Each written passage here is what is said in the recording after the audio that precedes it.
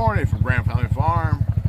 It's March 26, 2025, and it's about 9 a.m. It's a little cloudy today, a little blue in the sky, which is good. Sun's popping out here and there.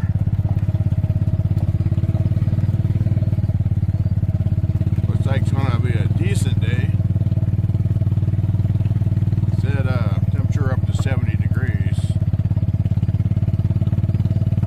54 right now.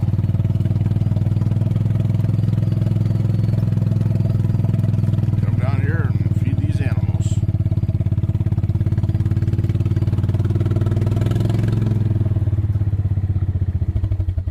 Everybody's got their hay and their water.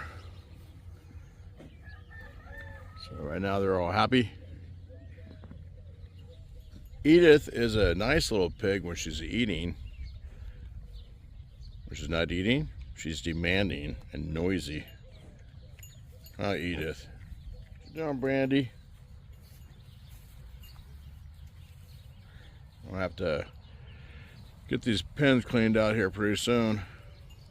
It's getting pretty tall in there from all the hay they've pulled out with the feeder.